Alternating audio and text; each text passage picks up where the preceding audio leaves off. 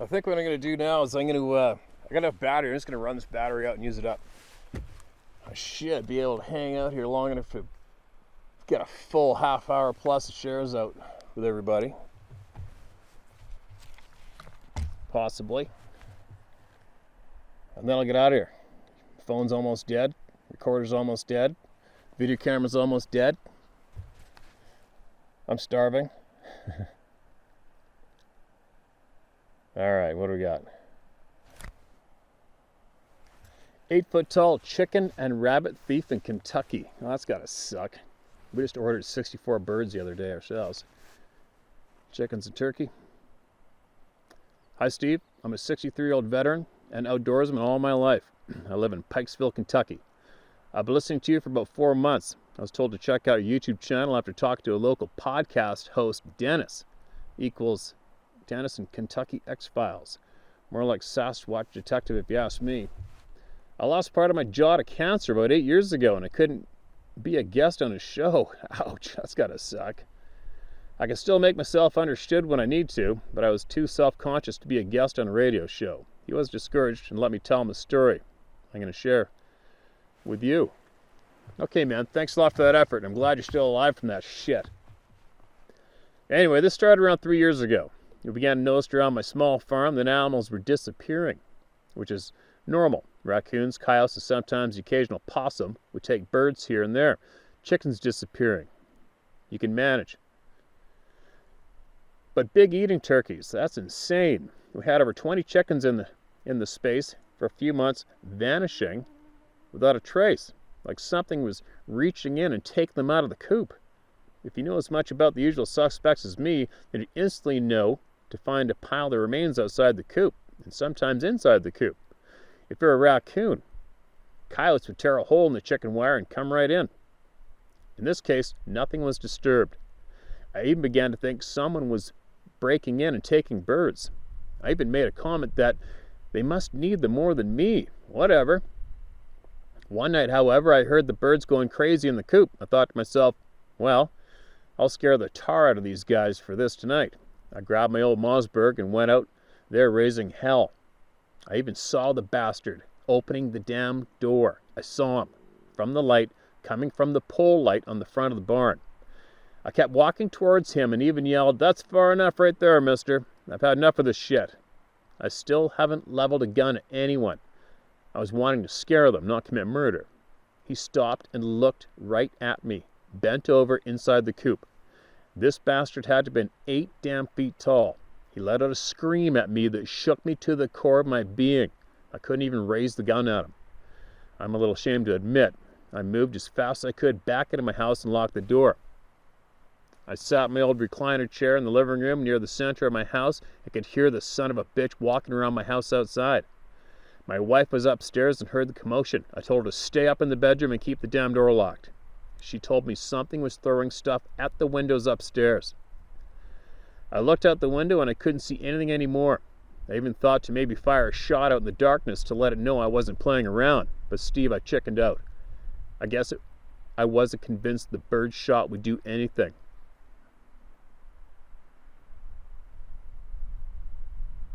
Highbrows.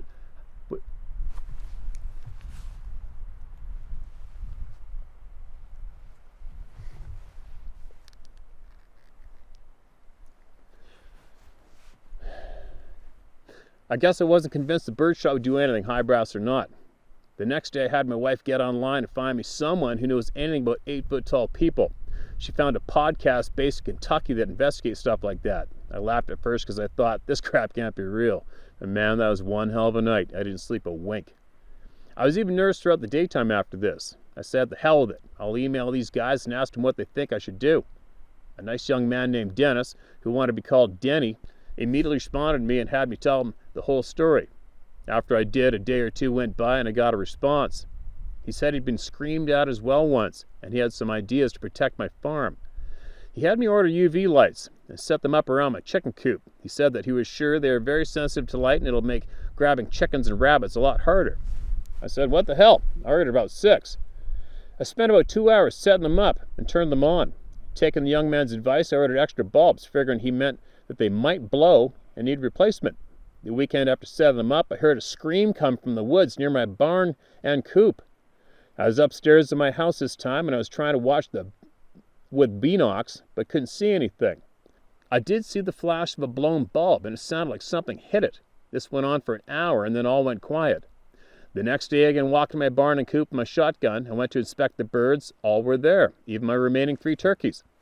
One of the bulbs was broken, and a pile of glass had to be shoveled out of the nasty chicken dirt, but I replaced that bulb easily. I realized with a laugh that Dennis had thought of that, and it made sense. The thing didn't like the light, I guess. I don't know if it blinded him or annoyed him, but it sure as hell kept him out of the coop. Anyway, I asked if I could use Dennis's name if I wrote to you, which he encouraged me to do. He advised me to reach out to you about this and Scott Carpenter. He said that the UV light trick may help someone else who's having trouble. I feel that it's our responsibility to get citizens of God's earth to look out for each other, and I feel blessed to be able to send this. Hopefully no one goes through this, but I was lucky to get a helping hand. My wife is typing this for me. I apologize for that, but I'm not very good with computers or phones. Keep doing what you're doing, Steve. God bless you and keep you safe on the road ahead. Feel free to use my name. I have no fear and nothing to hide. Robert Walters. Wow. Thanks, Robert. Appreciate that share. And thank you, Mrs. Roberts, for typing that out and sending it in. All right? And, yeah, it's kind of a nasty, shit-eating deal, isn't it? For something that big and intimidating and that scaled to just go and, come into your property and start violating your chickens, your private property, your food source, right? I mean, it's not like there's an entire planet for those things to get lost on and go grab some deer and shit. But then to look at you blatantly and scream its face off and then torment your house afterwards. I'll admit it right now, if that had been me, either this or my cannon that I have at home would have been out the window and putting a hole in his head the second he started circling my house with the wife or children or both inside. Be like, that's not being aggressive either. You know what? It doesn't matter who it is. You're living rurally, and something that big and menacing starts terrorizing your home in the middle of the night and then threatens you and then starts throwing shit out the window with your wife inside, you're going to get shot and buried in the backyard. That's all there is to it. And that's not being a tough guy. That's just being a normal, responsible human being, right?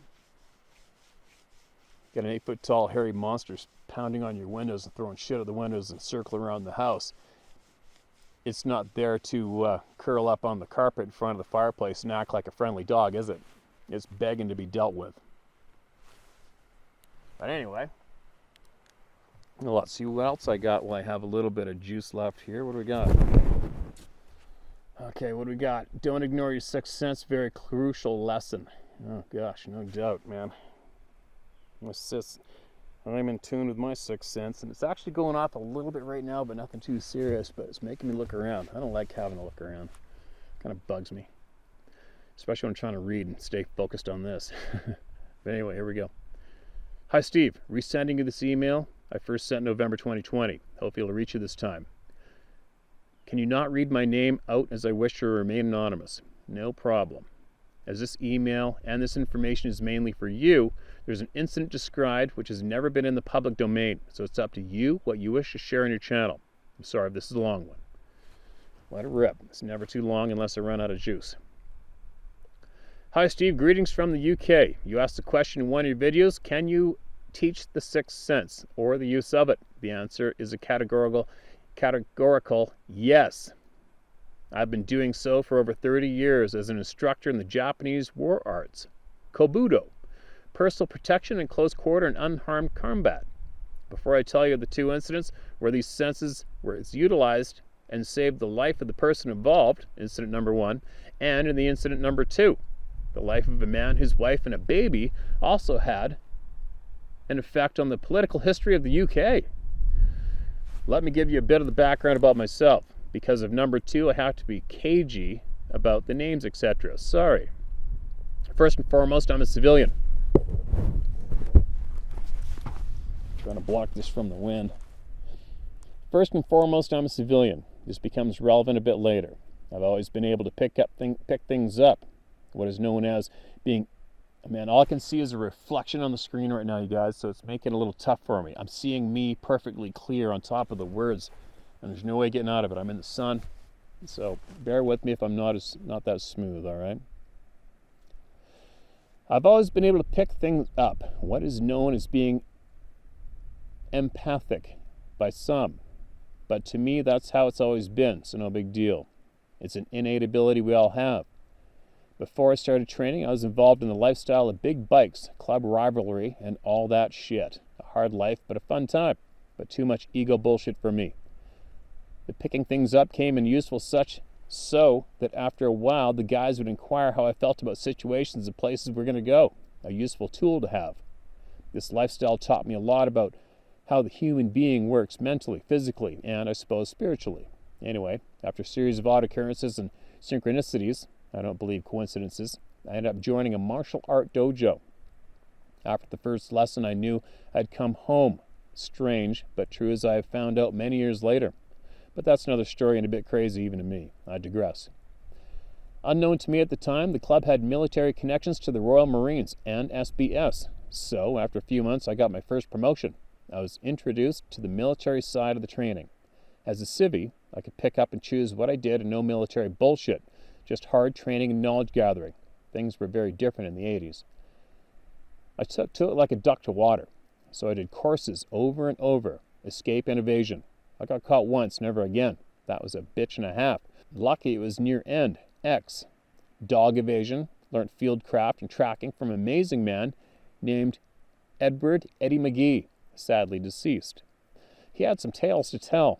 People don't realize anymore that sitting down and listening to wise people tell tales, you learn a great deal of knowledge. Now it's all do, look at me shit. I went through VIP close protection training and a lot more. Ended up specializing in uncon warfare. So you see, as a civvy, I gained a lot of knowledge. I must have been mad to put myself through all that, LOL. Halfway through all this, life did a kick in the balls moment and I changed the course of my life. One night, the number 2 instructor from the dojo and close friend of mine died on exercise. I felt him pass. So much potential gone. Through the resulting turmoil, I was asked to fill the gap at the club and became an instructor. No shit. Now I had to be responsible. Bummer. Throughout this time, I had the opportunity to combine the Japanese Kabuto training with modern warfare. Not much difference, really. Kill them before they kill you. But what was different was the mental approach, the mind training. That was my forte. It worked very well. This combination training was offered to the military via the chief's instructor's commanding officer. The answer, no. But I do know that it was taken up by U.S. military. The chief instructor left the military after a while and so was free to go private, so to speak. So we started instructing people from all over, military, civilian, and police. I was sent to Europe to teach and was in Berlin before the wall went down, instructing the Americans and the Germans. There's more, but I think you get the picture. Now to the point of all this waffle. We used to hold mind training courses lasting 4 days or so, utilizing mind and body exercises developed after years of real-world experience. You cannot just have mind or just body. This is not navel gazing and kumbaya bullshit. Your life could depend on this. Saved many arse a few times, let me tell you. Anyway, we had a guy from South Africa come training with us in the UK. Nothing special, nice enough bloke. This was the time when apartheid was still law in South Africa. A couple weeks later, after he returned home, we got a phone call from him. He was talking so fast and jabbering in Afrikaans, so it's a case of slow down and calmly tell us what happened. Apparently he was in his hometown / city of Pretoria and decides to go for a beer in his local bar. As he walks to the door, He got the same feeling that he was taught to recognize, so he instantly turns around and walks back out of the door. At the same time, the place explodes, blowing him across the street. All hell breaks loose. He's dazed, but otherwise okay. Police and security arrive and arrest him after a witness saw him walk into the bar and instantly leave, presumably throwing in a bomb. Luckily for him, another witness who was at the bar came forward to say that he had nothing wrong. Asked why he left, he told the police that he had a real bad feeling and they had to let him go. This shit works. The second incident involves an ex-student and friend and his wife. I'll call him John, not his real name. Many years after I had decided to leave the training group and stop instructing, the fates had other ideas about not teaching, and concentrate on my new family, I received a Christmas card from an old student with a phone number to ring him. This I found surprising, as I had moved to a rural part of the country and told no one where I'd gone. He tracked me down. We taught him well, ha. I rang him, and after the usual pleasantries, he said he wanted his son and wife to meet me. Why, I asked. He said he would explain when we meet up, which we did the following year.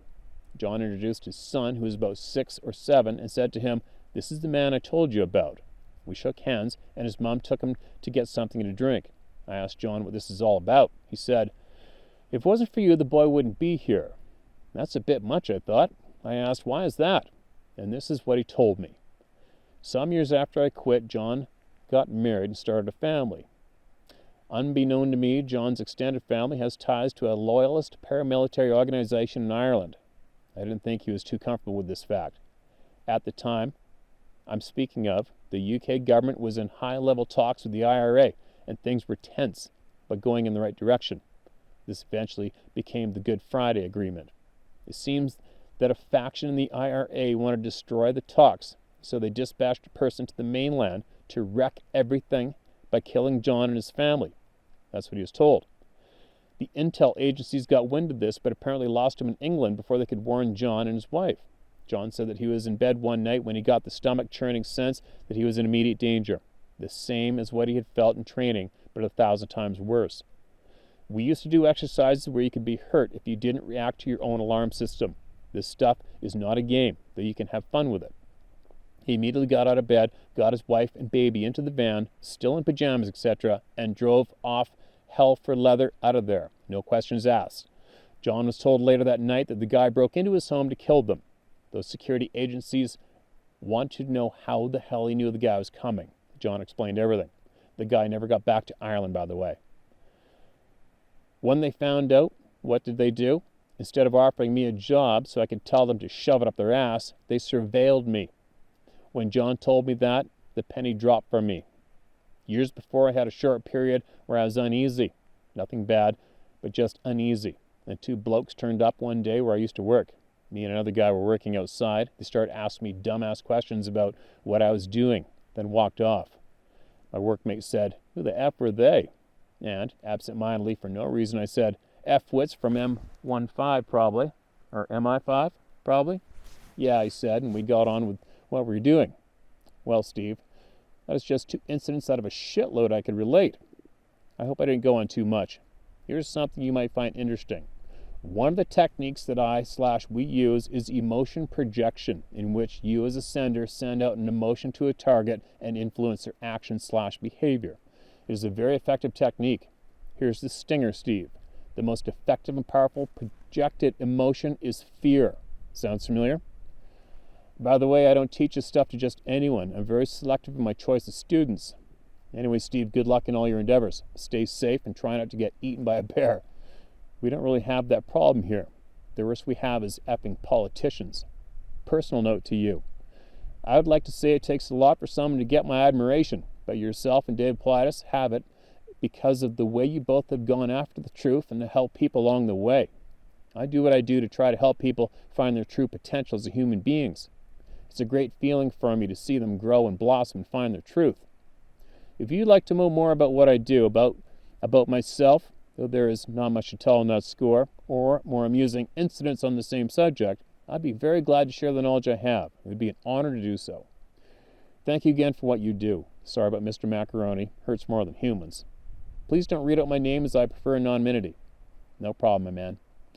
P.S. Here's a thought. If the government officially recognizes Sasquatch as a people in their own right, would they, the governments, have to give them their own homeland slash reservation, which would include mineral rights, etc.? As I said, just a thought.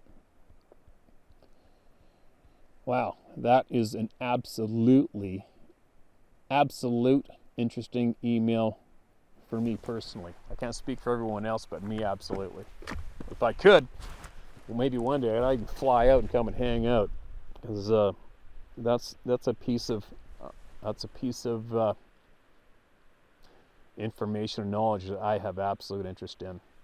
However, like you said, if one of the skills is projecting fear on someone else, I don't know if you guys would probably want to give that skill to me, because you know that I would absolutely terrorize the shit out of dark people and politicians with it until they submitted themselves into the loony bin. Being honest. But anyway, thanks for that. That was a very, very interesting email from me, and I would love to hear more. If you want to share anything else, even some crazy experiences and stories you got, share away, man. I'm absolutely interested in hearing more, without a doubt. Without a doubt. I think I got enough juice to get one more in. Hopefully that camera's ripping.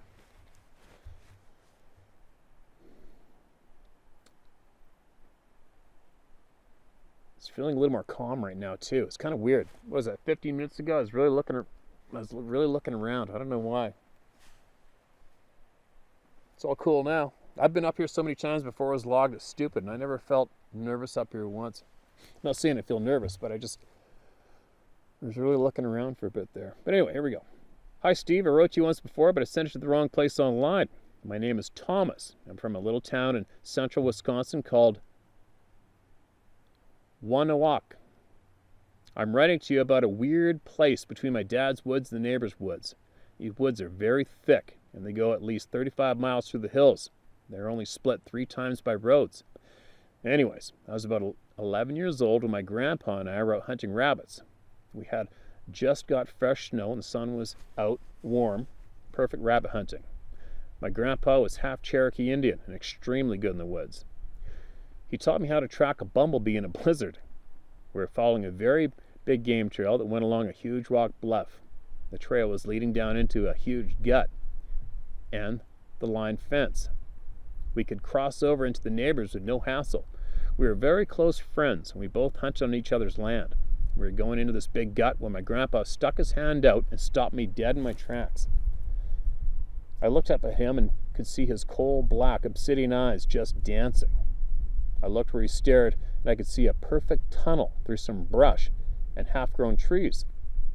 There was no snow in it at all. It was about 80 feet long, and it was about 10 feet tall and at least 10 feet wide, so you could go right through. He said, "Look here, boy." And I looked down at 2 major deer trails that came together right in front of the tunnel, but they split, and each one went around and not through. He says to me, "We can't go in there, boy. We go around like animals do." The rabbits and the squirrels did not go in either. Everything avoided going in. I never seen my grandpa ever get shook up like that. He was as tough as a $2 steak. I did just let it go then.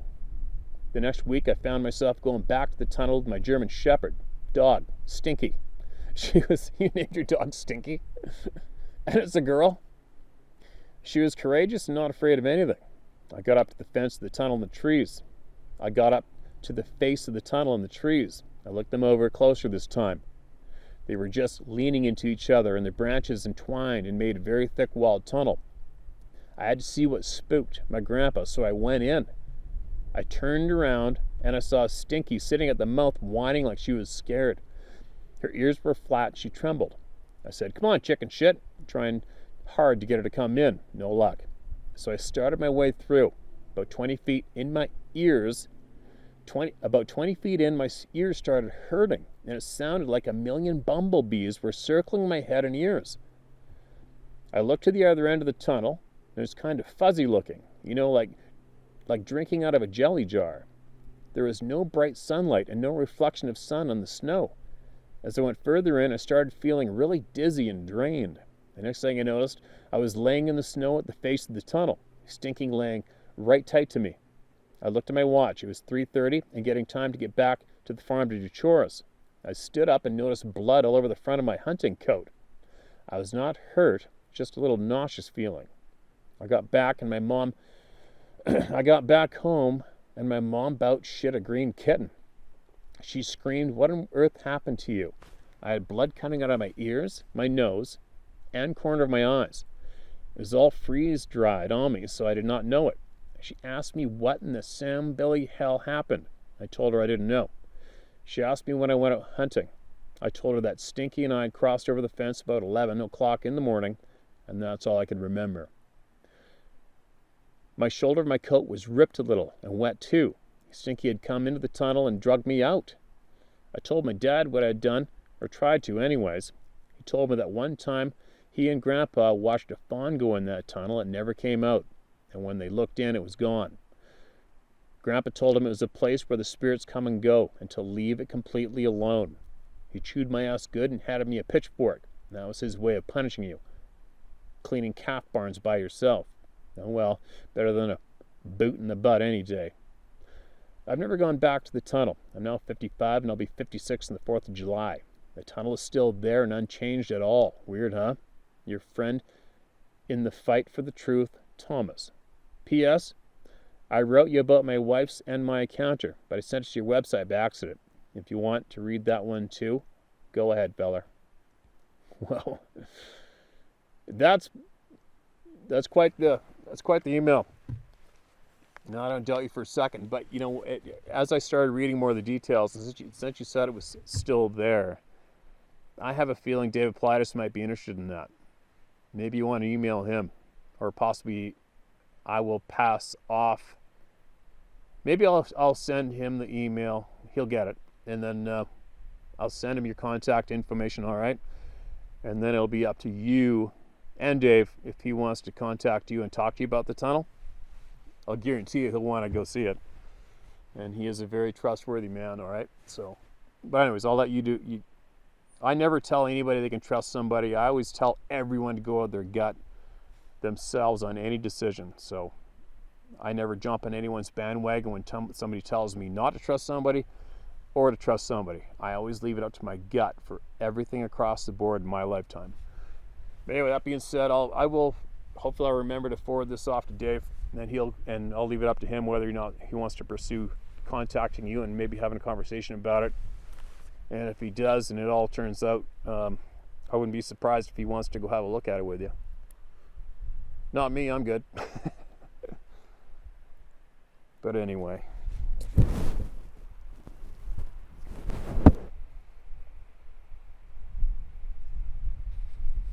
All that forest you can see behind me, I bet you I have stepped on every single pebble over there. Well, I don't know if you can see it down below me, but not on the other side. I've been halfway up the mountain on the other side, but I tend to stay away from that area. I've heard tree knocks coming out of the timber. Possibly 3/4 of the way up to the snow line behind me. I've heard tree knocks coming out of there. I was splitting great big fir rounds like this with a wedge and a maul. No wind, and I was just like boom, boom. That pow was just echoing up the valley, and all of a sudden it came back from within the timber, maybe 600, 700, 800 yards up. A friend of mine's dad was goat hunting on the top of that mountain years ago, back when they used to be able to hunt them there. And him and his hunting partner were camped at night, and they said they heard what they described as like samurai style chatter. That's in that snow peak right behind me. Numerous sightings on that side. It's almost like I mentioned before. It's almost like over these years, it's almost like in the back of my head, I've made some kind of agreement. Like, okay, you keep your shit on that side of the valley, and I'm going to run around this side of the valley, and everything's going to be cool. That's the way it's gone for many years, including all the literally dozens and dozens of times I've hiked all the way up here in the dark in the mature timber by myself. Never had a problem. But I've told a lot of people, especially people that scoff at this topic, if you ever thought that you possibly really seriously want to have an encounter, all you got to do is climb that mountain behind me, go up there by yourself and camp out and hang out. Don't bring a gun. That's all you got to do. I'm very confident you get what you're looking for up on top of that timberline right behind me on the other side of the valley. Anyway, that's the time to go. It's so weird. The lack of bears. now, today, compared to even like 10 years ago. It's really bizarre to me. I haven't seen one bear coming up the mountain, not one pile of bear crap on the road. And it's been trending that way for a handful of years now, and I can't figure it out. It's not humans, that's for sure. I thought possibly wolves were doing it, and grizzly bears. There's still a real good chunk of grizzly bears running around, never short of wolves, but it's really weird for me to notice, and other friends of mine too, especially an outfitter who used to outfit here, he noticed as well, the bear population has just really been dipping. I'm kind of wondering what's going on, you know? What's happening to them? There's no carcasses laying around, no diseased bears coming around, you know, being found or laying around. It's almost like something's been gobbling them up. That's what I got in the back of my brain, is something's been eating the shit out of the bears in these mountains for a handful of years now. I don't get it. But anyway, that was a long day. A good solid long day. I'll bet you I got around 7 or 8 videos worth of emails recorded up. It's time to go. Still got a couple things I want to do for me before I get down off the mountain. So to all you people that I shared your emails in this video, thank you so much. And make sure you email again if you have any more knowledge that you think people might will be curious about here. All right, share my story howtohunt.com or tell my story howtohunt.com, and we'll get to it. I can't wait to build the man cave. I can't wait to get talking, because this video and talking by myself is getting real old. There we go.